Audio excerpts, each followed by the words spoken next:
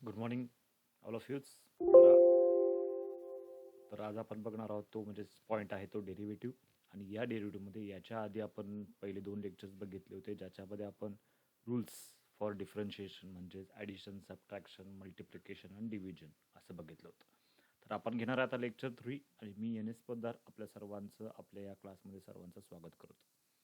आता हे करत असताना आपण जे डेरिव्हेटिव्ह बघितले तर त्याचे काही मिक्स्ड एक्झाम्पल्स या ठिकाणी आज आपण बघायचे आहेत. सम मिक्स्ड एक्झाम्पल्स आज कन्सिडर करूया. डायरेक्टली आपण आपल्या एक्झाम्पलला जाऊया. Find dy by dx if y is equal to 3 sin x minus 2 e raised to x plus 5 root x. आता याच्या आधी आपण जे प्लस मायनसची एक्झाम्पल्स बघितली होती त्याच्यामध्ये ती आपण सिम्पल्स एक्झाम्पल्स बघितली होती. परंतु आता थोडाफार डिफरन्स याच्यामध्ये आपल्याला करायचा आहे की यामध्ये आणि जर काही पाठीमागच्या एक्झाम्पल्समध्ये जर बघितला तर तिथं जे काय कोइफिशियंट्स आले होते त्या कोइफिशियंट्समध्ये त्या एकतर कॉन्स्टंट असायच्या किंवा त्या सिंगल टर्म्स असायच्या. परंतु इथं मात्र काय असणार आहे की जो काय कोइफिशियंट आहे किंवा जो काय कॉन्स्टंट आहे ते कुणातल्या तरी एका व्हेरिएबलला गुणाकारात आला असतो. आता जर व्यवस्थित विचार केला तर 3 हा कॉन्स्टंट आहे नो डाऊट, परंतु या 3ला जोडून कोण आलं आहे, साईन एक्स आलं आहे. याचा अर्थ त्या ठिकाणी एक्स आला असल्या कारणानं या 3चं डेरिव्हेटिव्ह काढायची काहीही गरज नाही. त्या 3ला तुम्ही तसंच ठेवू शकता. आता हे कसं करायचं, तर आपण पहिल्यांदा नोट आउट करून घेतोय y is equal to 3 sine x minus 2 e raise to x plus 5 root x. Differentiate with respect to x म्हणल्या आपण करतोय की एल एच एसला डी बाय डी एक्स जोडतोय आणि d by d x R H एसला सुद्धा जोडला. आता डी बाय डी एक्सच्या पुढची टर्म वाचत असताना पहिल्यांदा या गोष्टी पूर्ण वाचून बघा आणि त्यानंतरच ते रूल्स फॉलो करा असं मी तुम्हाला मागच्या तासाला बोललो होतो. तर याच्यामध्ये 3 sine x minus 2 e raise to x plus 5 root x अशा पद्धतीनं मायनस आणि प्लस आलं आहे. याचा अर्थ डेरिव्हेटिव्ह तुम्हाला करायचा आहे सेपरेट. म्हणजेच डी बाय डी एक्सच्या ज्या टर्म्स आहेत त्या टर्म्स तिन्ही ठिकाणी सेपरेटली आपल्याला लिहायच्या आहेत ते या पद्धतीनं. बघा यात काय डाऊट आहे का? मायनस आणि प्लस असल्या कारणानं जे डी बाय डी एक्स आहे ते या टर्मला आणि या टर्मला तिघांना सेपरेटली लिहिले. तिघांना सेपरेटली लिहिल्यानंतर आता आपल्याला काय विचार करायचा आहे की derivative of sign 3 sine x. आतापर्यंत तुम्ही डेरिव्हेटिव्ह ऑफ साइन एक्स बघितलं होतं, मात्र 3 साइन एक्स तुम्ही बघितलं नसेल. तर यावेळी लक्षात ठेवा 3 हा कॉन्स्टंट आहे. 3 इंटू साइन एक्स आहे हे पण मान्य आहे, परंतु 3 इंटू याचा अर्थ लगेच प्रॉडक्ट टूल वापरायची काही गरज नाही. प्रॉडक्ट टूल कधी यूज करायचा की ज्या वेळेला 2 व्हेरिएबल्स मल्टिप्लिकेशनमध्ये, डिव्हिजनमध्ये, ॲडिशनमध्ये असं असेल त्यावेळी तुम्ही ते रूल्स यूज करू शकता. इथं मात्र काय झालंय की 3 हा कॉन्स्टंट आहे जो साइन एक्सच्या मल्टिप्लिकेशनमध्ये आला आहे. व्हेरिएबल एकच आहे. तर या ठिकाणी अशा वेळेला या 3चं या ठिकाणी काहीही काम नाही आहे. ज्या वेळेला एखादी टर्म आपल्याला काही उपयोगाची नसते त्यावेळेला आपण त्याला फक्त काय करतो, बाहेर ठेवतो. म्हणजे या 3ला आपण फक्त बाहेर ठेवायचा आहे. सिमिलरली 2 ई रेस टू एक्समध्ये सुद्धा जर बघितलं तर 2 हा कोइफिशियंट आहे. ई रेस टू एक्स ही तुमचा व्हेरिएबलची टर्म आहे. तर हा जो 2 हा कॉन्स्टंट आहे त्याचं डेरिव्हेटिव्ह न काढता त्याला फक्त बाहेर ठेवायचं. आणि सिमिलरली ही तर 5 रूट एक्स आहे, 5 हा सुद्धा कॉन्स्टंट आहे, त्यासुद्धा बाहेर ठेवायचा. महत्त्वाचं काय की जर त्या ठिकाणी एक्स नसेलच तर त्या ठिकाणी तो कॉन्स्टंट त्या कॉन्स्टंटचं डेरिव्हेटिव्ह काढायचा आहे. मात्र जर एखाद्या कॉन्स्टंटला एखादा व्हेरिएबल मल्टिप्लिकेशनमध्ये असेल, डिव्हिजनमध्ये असेल तर मात्र त्याचं डेरिव्हेटिव्ह न काढता त्याला फक्त बाहेर ठेवायचं. म्हणजेच या 3ला मी बाहेर काढतोय. 3ला जर बाहेर काढला तर येतं 3 into d by d x of sine x. तसंच 2ला बाहेर काढतोय, 2 बाहेर काढला d by d x of e raise to x plus 5ला बाहेर काढला d by d x of root x. आता अशा पद्धतीनं हा फॉर्मॅट लिहून झाल्यानंतर डेरिव्हेटिव्हचे फॉर्म्युलेज मेमोराईज करा. डेरिव्हेटिव्ह ऑफ साइन एक्स येतं cos x, derivative of e raise to x येतं ई रेस टू एक्स आणि डेरिव्हेटिव्ह ऑफ रूट एक्स येतं 1/2 रूट एक्स. या फॉर्मॅटमध्ये जे काय फॉर्म्युलेज आहेत त्या फॉर्म्युल्यांचा वापर आपण यात एक्झाम्पलमध्ये डायरेक्टली करूया. म्हणजेच 3 आहे तसं डेरिव्हेटिव्ह ऑफ साइन एक्स आलं उत्तर कॉस एक्स, ज्याचं डेरिव्हेटिव्ह काढले त्याचं उत्तर फक्त मी लाल अक्षरात लिहिलं आहे. त्याच्यानंतर -2 ई रेस टू एक्स आणि त्याच्यानंतर 5 इंटू 1/2 रूट एक्स अशा पद्धतीने हे डेरिव्हेटिव्ह मी काढत गेलो. म्हणजेच डी वाय बाय डी एक्सची टर्म काय मिळते, 3 cos x 2 e raise to x plus 5 divided by 2 root x which is your d y by d x. आणि याच पद्धतीने तुम्हाला ते डेरिव्हेटिव्ह काढायचं होतं. बघा लक्षात येते का? एखादा कॉन्स्टंट असेल, जर नुसता कॉन्स्टंट असेल तर त्याचं डेरिव्हेटिव्ह डायरेक्टली 0 लिहा. परंतु तो कुणाच्या तरी गुणाकारात असेल तर म्हणजेच या ठिकाणी तो एक्सच्या गुणाकारात असेल तर त्याचं डेरिव्हेटिव्ह न काढता आहे तशा टर्म्स तुम्हाला मेन्शन करायच्या. नवीन एक्झाम्पल जर आज बघूया. If d y by d x is equal to y is equal to 4 tan x minus 5 cot x plus 3 raise to 3 -2e⁻², -3sec(x). आता हे काढत असताना पहिल्यांदा आपण ते फंक्शन नोट आउट करून घेतोय. फंक्शन लिहून घेतलं. त्याचं डेरिव्हेटिव्ह काढत असताना d/dx ची टर्म जोडली. d/dx ची टर्म RHSला सुद्धा जोडली. आता लक्षात घ्या की एक्झाम्पल वाचताना एवढं लक्षात येतं तुम्हाला की याच्यामध्ये प्लस आणि मायनसच्या टर्म्स आले. याचा अर्थ काय करायचा, डेरिव्हेटिव्ह प्रत्येक ठिकाणी तुम्हाला सेपरेट लिहायचा आहे. आता सेपरेट लिहित असताना ते या पद्धतीने लिहिलं जाईल. बरोबर आहे. यात काय डाऊट असेल तर विचारू शकता तुम्ही. बघा मी काय म्हणतोय, डेरिव्हेटिव्ह प्लस आणि मायनसला सेपरेट लिहायचा आहे. मग प्रत्येक ठिकाणी d/dx सेपरेट लिहून घेतलं. आता या पहिल्या टर्मचा जर विचार केला तर याच्यामध्ये लक्षात येईल tan x हा व्हेरिएबलची टर्म आहे. त्याच्यामध्ये 4 हा कॉन्स्टंट आहे जो गुणाकारात आला आहे. मग अशा वेळी हा जो कॉन्स्टंट आहे त्या कॉन्स्टंटला तुम्ही बाहेर काढू शकताय. त्याला बाहेर काढलं. सिमिलरली 5ला बाहेर काढलं. 3^3 ही सिंगलच टर्म आहे म्हणजे ती कॉन्स्टंट टर्म आहे. 2e⁻² या ठिकाणी 2ला तुम्ही बाहेर काढलं तरी ठेवलं तर चालतं किंवा आहे तसं ठेवलं तरी चालेल. आणि ह्या ठिकाणी 3ला सुद्धा मी बाहेर काढतोय. 3 × d/dx ऑफ sec(x). असं काढल्यानंतर आता ओळीने एक डेरिव्हेटिव्ह आपल्याला फाइंड आउट करायचं. डेरिव्हेटिव्ह ऑफ tan x येतं sec²x. डेरिव्हेटिव्ह ऑफ कॉन्स्टंट काय येतं 0. डेरिव्हेटिव्ह ऑफ cot x येतं -cosec²x. डेरिव्हेटिव्ह ऑफ sec(x) येतं sec(x) × tan x. आणि त्याच्यानंतर त्या फॉर्म्युलांचा वापर मी यामध्ये करतो. 4 लिहून घेतलंय. डेरिव्हेटिव्ह ऑफ tan x येतं sec²x. 5 × derivative of cot x. Derivative of cot x काय आहे -cosec²x आहे. आता महत्त्वाचं काय की या ठिकाणी ब्रॅकेट टाकायला मिस झालंय. या ठिकाणी ब्रॅकेट याच्यामध्ये मेन्शन करूया. हा ब्रॅकेट या पद्धतीने यायला पाहिजे. हा जर ब्रॅकेट नसेल तर या टर्म्स काय वाटतात वजाबाकीमध्ये वाटतात. त्यामुळे व्यवस्थित बघा त्या ब्रॅकेट. त्याच्यानंतर पुढची टर्म बघितलं तर 3^3चं डेरिव्हेटिव्ह हा बघा हा कॉन्स्टंट आहे. कॉन्स्टंट म्हणजे ज्याच्यामध्ये एक्सच नाही आहे. एक्स नसेल तर तो कॉन्स्टंट आणि कॉन्स्टंट असं डेरिव्हेटिव्ह काय येतं 0 येतं. म्हणजे ते 0 मी यामध्ये मेन्शन करतोय. लक्षात घ्या हे 0 मेन्शन केल्यानंतर ह्याचा वापर यामध्ये केला. हा 0 लिहून घेतला. e⁻² मध्ये जर बघितलं तर याच्यामध्ये पण एक्सची टर्म नाही आहे. काही एक्झाम्पल्समध्ये एक्सची टर्म नसेल तर त्यावेळी ते कॉन्स्टंट असते हे लक्षात ठेवा. त्याचं डेरिव्हेटिव्ह तुम्ही डायरेक्टली 0 लिहिलं तरी चालतं. लक्षात घ्या की या कॉन्स्टंटच्या डेरिव्हेटिव्हमुळं एक्सच्या टर्म 0 होणार नाहीत याची दक्षता तुम्हाला घ्यावी लागेल. आता 3 हा तसंच ठेवलाय आणि sec(x)चं डेरिव्हेटिव्ह sec(x) × tan x. आता तुमच्या डोक्यामध्ये असं येऊ शकतं 3 हा कॉन्स्टंट आहे. कॉन्स्टंटचं डेरिव्हेटिव्ह 0. जर हा तुम्ही डायरेक्टली 0 लिहिला तर त्या ठिकाणी sec(x)चं डेरिव्हेटिव्ह आपोआप सगळं 0 होणार आहे. कारण की ते मल्टिप्लिकेशनमध्ये. म्हणून अशा वेळेला कॉन्स्टंटला बाजूला ठेवणे आणि त्या कॉन्स्टंटचं डेरिव्हेटिव्ह काढणे. म्हणजेच dy/dx ची टर्म काय येईल ती येईल या पद्धतीनं 4sec²x मायनस, आता यामध्ये माझ्याकडनं मिस झालंय तेवढं फक्त मी मेन्शन करून घेतोय. हा ब्रॅकेट यायला पाहिजे. हा ब्रॅकेट याच्यामध्ये मेन्शन केला आणि त्याच्यानंतर हा 0 सोडून दिला. 2 × 0 सोडून दिलं. राहिलं फक्त -3sec(x) tan x which is your derivative. Okay, लक्षात येतं का बघा. अशा पद्धतीने ही डेरिव्हेटिव्हचे एक्झाम्पल्स तुम्हाला सोडवायचे. कॉन्स्टंटच्या टर्म्स बाहेर काढायच्या. नवीन एक्झाम्पल बघूया. Find dy/dx if y is equal to log of x to the base 10 plus log x to the base x.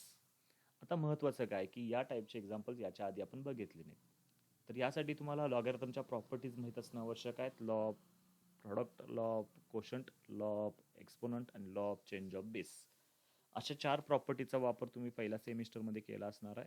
त्याचाच वापर यामध्ये आपल्याला करायचा. बघा dy/dx च्या टर्म्स काढत असताना yला d/dx जोडलं म्हणून RHSला सुद्धा d/dx जोडतं. हे जोडल्यानंतर आता महत्त्वाचं काय की log m to the base a असं जर एक्झाम्पल असेल त्यावेळी आपण काय केलं होतं log m / log हे घेतलं. म्हणजेच आता या ठिकाणी या प्रॉपर्टीचा मला वापर यामध्ये करायचा आहे. आणि दुसरं log a to the base a, दोन्ही नंबर्स लॉगच्या मध्ये बेस पण आणि पुढचा नंबर पण सेम असेल तर त्याचं आन्सर किती असतं डायरेक्टली 1. म्हणजेच ही जी पहिली प्रॉपर्टी ती पहिली प्रॉपर्टी पहिल्याच्या ठिकाणी आणि दुसरी प्रॉपर्टी ही दुसऱ्याच्या ठिकाणी तुम्हाला यूज करायची.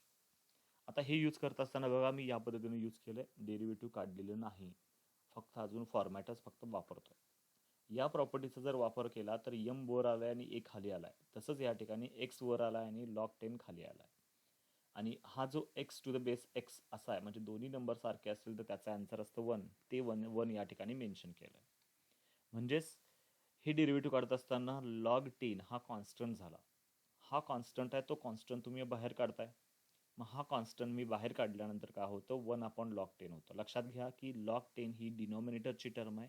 ती डिनॉमिनेटरलाच बाहेर असायला पाहिजे. म्हणून 1/log 10 derivative of log x plus इथं प्लस असल्या कारणाने डेरिव्हेटिव्ह तुम्ही सेपरेट करू शकता, म्हणून d/dx ऑफ 1 आलं. बघा यात काय डाऊट असेल तर. याच्यानंतर लॉग एक्सचं डेरिव्हेटिव्ह येतं 1/x आणि कॉन्स्टंटचं डेरिव्हेटिव्ह काय येतं 0 येतं. म्हणजे मला या दोन्ही गोष्टी यामध्ये वापरायच्या. त्या जर वापरल्या तर लक्षात घ्या, लाल अक्षरात लिहून दाखवले ते काय आहे, डेरिव्हेटिव्ह आहे. लॉग एक्सचं डेरिव्हेटिव्ह लक्षात घ्या, मी डेरिव्हेटिव्ह लिहिल्यानंतर d/dx ची टर्म परत लिहित नाही. त्यामुळं 1/log 10 सेम, लॉग एक्सचं derivative 1/x plus d/dx of 1 किती आलं, 0 आलं. आणि त्याच्यानंतर आपलं लास्ट आन्सर मिळेल 1/x इंटू log 10. एक्स हा मल्टिप्लिकेशनमध्ये गेला, त्यामुळे x log 10 झाला, प्लस 0 लिहिण्याची काही गरज नाही, विच इज अवर डेरिव्हेटिव्ह. असे हे डेरिव्हेटिव्हचे जे काही फॉर्म्युलेज आहेत ते फॉर्म्युलेज आपण या पद्धती एक्झाम्पल्स या पद्धतीने सोडवू शकतो. आता बघा, differentiate with respect to x. आता या टाईपचे एक्झाम्पल पण नवीन दाखवतो. आता हे एक्झाम्पल व्हर्बलमध्ये दिलं आहे. Differentiate with respect to x म्हणजेच काय करायचं, डेरिव्हेटिव्ह काढायचं. परंतु डेरिव्हेटिव्ह काढत असताना आपल्याला dy/dx लिहायची सवय आहे. वाय लिहिला नाही आहे या एक्झाम्पलमध्ये. म्हणून आता या ठिकाणी हे एक्झाम्पल पहिल्यांदा मी कन्सिडर करून घेतोय. y is equal to √x plus 1/√x ब्रॅकेटचा स्क्वेअर. आता ब्रॅकेटचा स्क्वेअर म्हणजे a प्लस बी ब्रॅकेट स्क्वेअरचं हे एक्सपान्शन नुसार आपण हे एक्सपान्शन करून घेऊया. आता या एक्सपान्शन नुसार √x प्लस 1/√x ब्रॅकेट स्क्वेअरचं एक्सपान्शन येईल या पद्धतीने. पहिल्या संख्येचा वर्ग अधिक 2 गुणिले पहिली संख्या गुणिले दुसरी संख्या अधिक दुसऱ्या संख्येचा वर्ग. आणि त्यामध्ये जर आपण एक्सपान्शन करून बघितलं तर √xचा स्क्वेअर म्हणजे स्क्वेअर आणि स्क्वेअर रूट कॅन्सल म्हणजे x. सॉरी, याच्यामध्ये जराशी मिस्टेक झाली, हे याच्यामध्ये नसायला पाहिजे. Okay, plus √x get cancel म्हणजे ही टर्म आणि ही टर्म कॅन्सल झाली, आणि 1/√x ब्रॅकेट स्क्वेअर म्हणजे 1/x. अशा पद्धतीनं टर्म आली. आता याचं डेरिव्हेटिव्ह काढत असताना तेच मी यामध्ये यूज करतोय. आता या ठिकाणी बघा, differentiate with respect to x केल्यामुळं dy/dx, वायला d/dx जोडलं, d/dx या साईडला पण जोडलं. याचा जो काय स्क्वेअर आहे तो स्क्वेअर यामध्ये मेन्शन करतोय. इथं जरा मिस्टेक झाली, ती मिस्टेक मी दुरुस्त करतोय.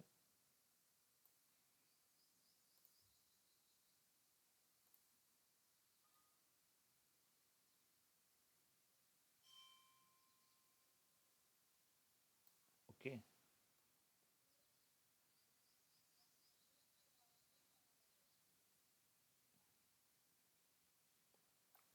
Okay, next. याचं डेरिव्हेटिव्ह काढत असताना d/dx ऑफ, आता लक्षात घ्या इथं या ठिकाणी प्लस आलंय. प्लस म्हणजे डेरिव्हेटिव्ह तुम्ही काय करू शकता, सेपरेट करू शकता. आता सेपरेट म्हणजेच काय करायचं आहे तुम्हाला, डेरिव्हेटिव्ह सेपरेट या टर्मला सेपरेट, या टर्मला सेपरेट, या टर्मला सेपरेट. जर सेपरेट केलं तर लक्षात घ्या की एक्स स्क्वेअरचं डेरिव्हेटिव्ह, आता या ठिकाणी ही चूक झाली आहे, इथं एक्स स्क्वेअर नाही आहे तर एक्सची टर्म आहे, त्याला पण आपण आता करेक्ट करूया.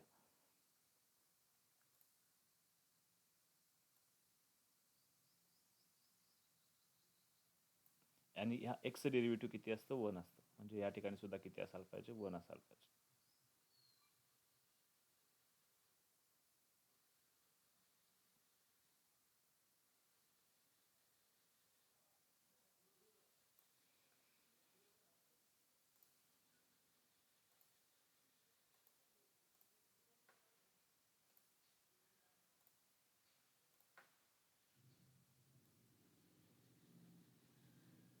Okay, 1 plus 0. आता 0 का आलं, एक्सचं डेरिव्हेटिव्ह 1 हे तर फिक्स झालं.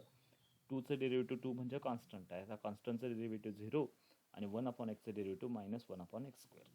म्हणजे याचं डेरिव्हेटिव्ह येतं लास्टला. आता या ठिकाणी सुद्धा आपण या ठिकाणी करेक्शन करून घेऊया. हे करेक्शन करत असताना या ठिकाणी जरा या पेनचा वापर करतो मी, हायलायटर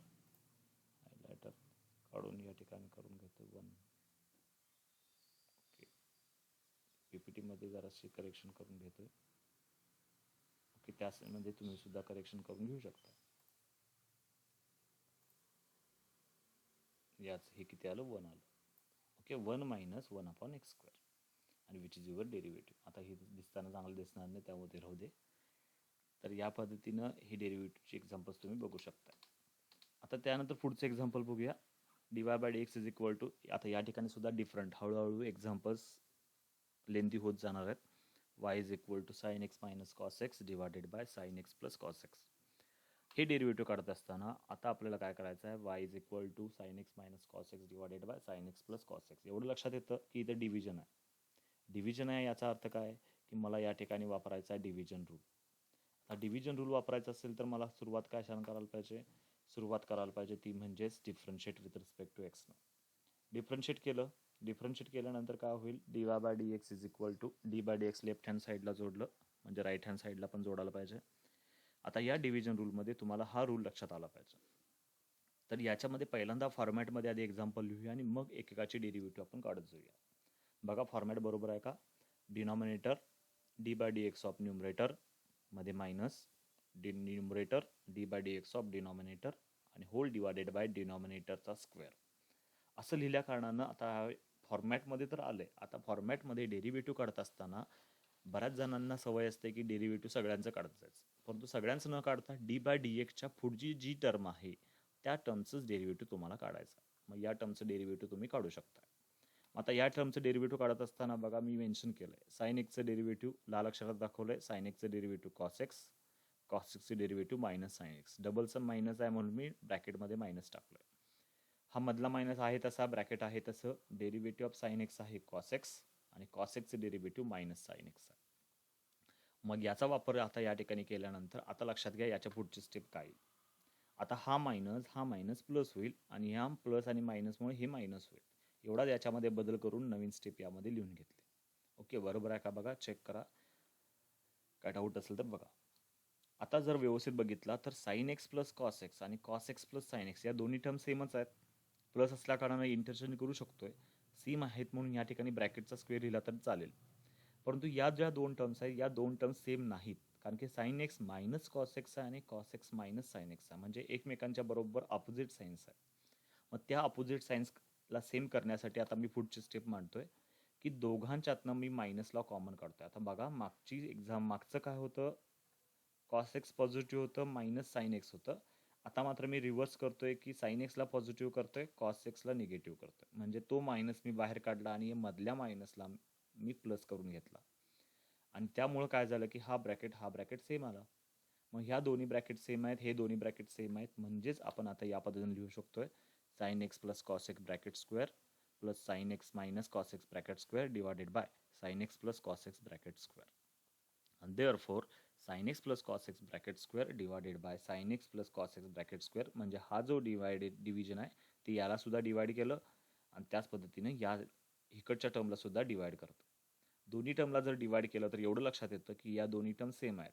दोन्ही टर्म सेम असतील तर या दोन्ही टर्म्स आपण काय करू शकतोय, कॅन्सल करू शकतोय. म्हणजे ही टर्म पण कॅन्सल झाली आणि ही टर्म पण कॅन्सल झाली आणि दोन्ही टर्म्स कॅन्सल झाल्यानंतर आपल्याला D y by d x किती मिळतो, 1 मिळाला हा.